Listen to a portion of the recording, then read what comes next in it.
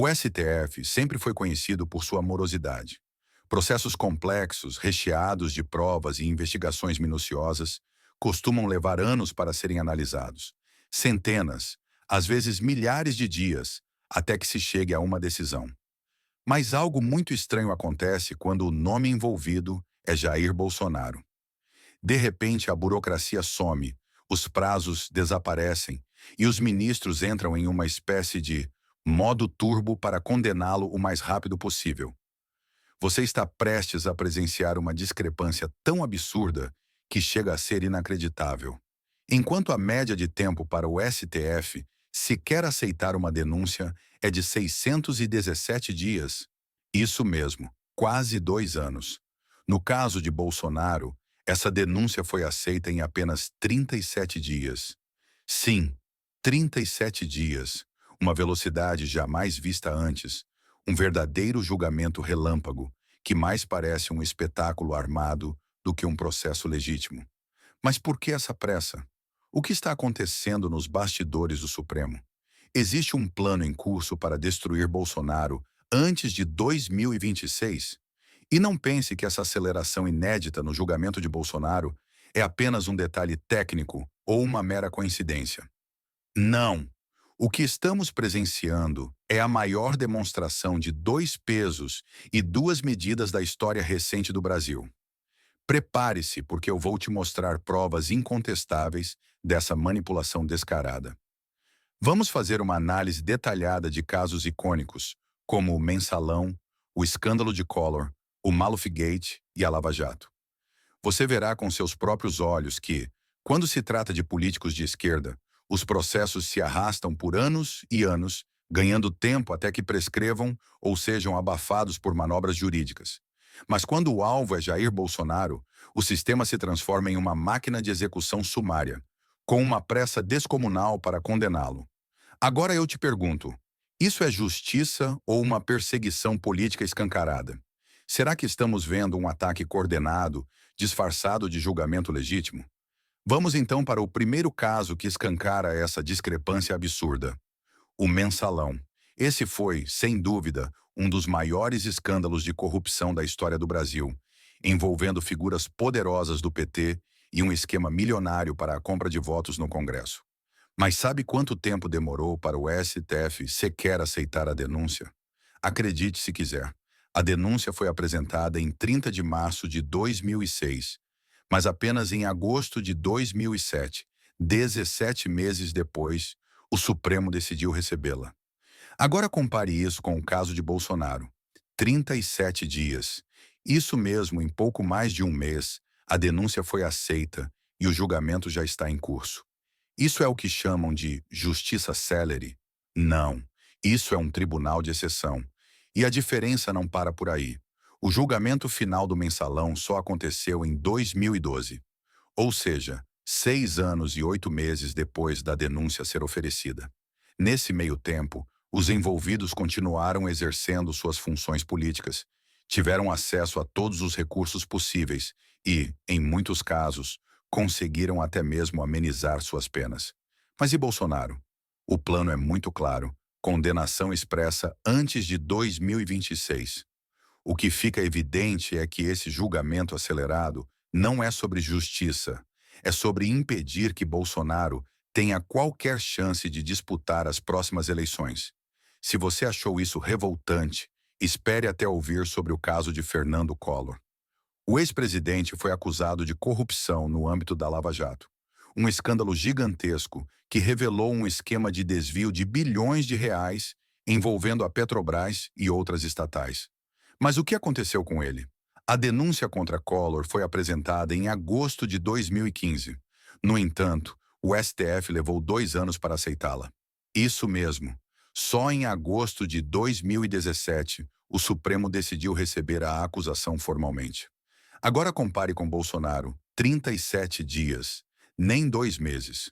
O que justifica essa diferença gritante? Como podem alguns políticos esperarem anos para sequer serem julgados, enquanto Bolsonaro é empurrado a um tribunal em questão de semanas? E tem mais. A sentença final de Collor só saiu em 31 de maio de 2023. ou seja, 8 anos após a denúncia inicial. Isso deu a ele tempo de sobra para articular sua defesa, usar todos os recursos possíveis e até continuar sua vida política normalmente. Mas Bolsonaro? A velocidade do julgamento dele não dá margem para nada. Tudo indica que a pressa do STF não tem nada a ver com justiça, mas sim com um objetivo muito claro: impedir qualquer chance de um retorno de Bolsonaro ao poder. Vamos para outro caso que escancara ainda mais o absurdo desse julgamento político. Paulo Maluf, um nome que dispensa apresentações quando falamos de corrupção e processos intermináveis na justiça brasileira. A denúncia contra Maluf foi feita no ano 2000. Sim, há mais de 2 décadas. Mas você sabe quando o Supremo Tribunal Federal finalmente recebeu essa denúncia? Apenas em 2007, 7 anos depois. Isso já seria um escândalo por si só, mas a situação fica ainda mais inacreditável quando olhamos para a data em que a denúncia foi formalmente aceita. 2011. Foram 11 anos para simplesmente aceitarem que ele poderia ser julgado. Agora compare com Bolsonaro. 37 dias. Uma velocidade absurda e sem precedentes. E não para por aí. A condenação final de Maluf só veio em 2017, ou seja, 17 anos depois da denúncia inicial. Agora pare e pense.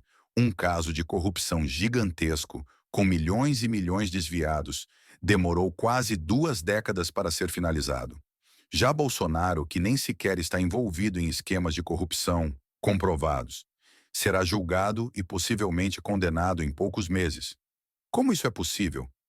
Como o STF, que sempre foi um tribunal lento e burocrático, se transformou em uma máquina de eficiência relâmpago justamente quando o alvo é Bolsonaro? A resposta parece clara demais para ser ignorada. Estamos diante de um julgamento político, um processo armado para garantir que Bolsonaro não tenha nenhuma chance em 2026.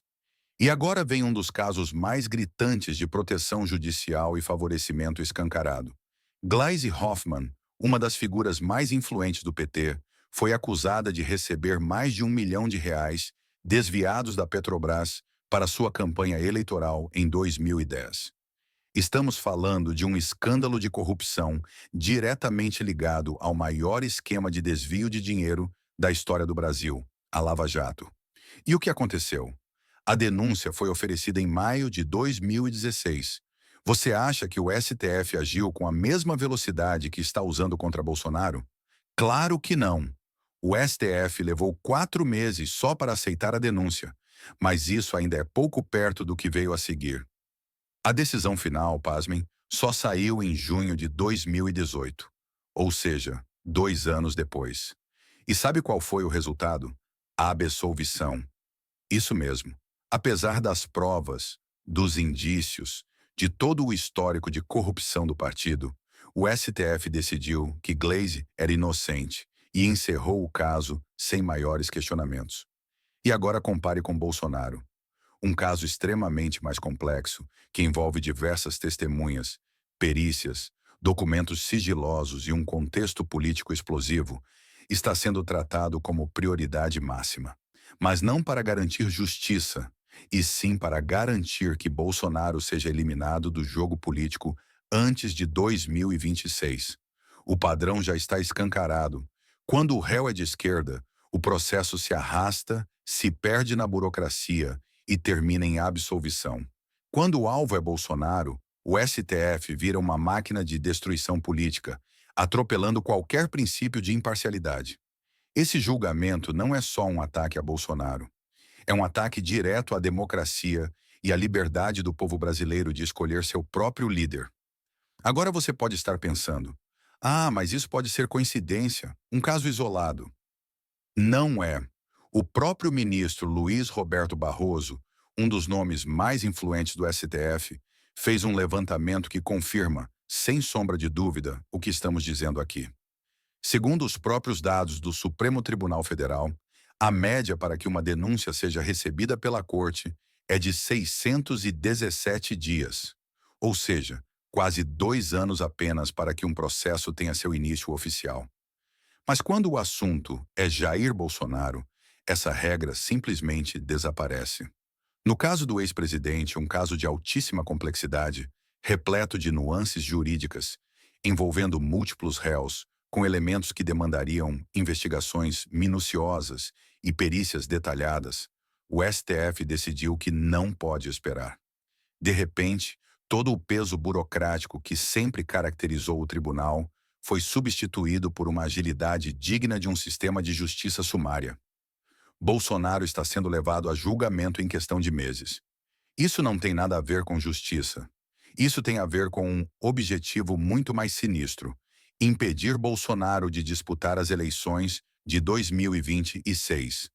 O que estamos vendo é um plano cuidadosamente arquitetado para eliminar qualquer possibilidade de um retorno da direita ao poder. Se o processo se desenrolasse na velocidade habitual do STF, Bolsonaro poderia chegar em 2026 ainda elegível, pronto para enfrentar seus adversários nas urnas. Mas, ao acelerar esse julgamento de forma artificial, o Supremo está determinando de antemão o destino político do Brasil. Agora pense comigo. Se a justiça brasileira fosse realmente neutra e imparcial, se realmente seguisse os mesmos critérios para todos os casos, por que Bolsonaro está sendo tratado de maneira diferente? O próprio tribunal admite que processos levam, em média, quase 2 anos para serem aceitos. Mas com Bolsonaro, tudo foi reduzido a poucas semanas. Isso é um golpe institucional disfarçado de justiça?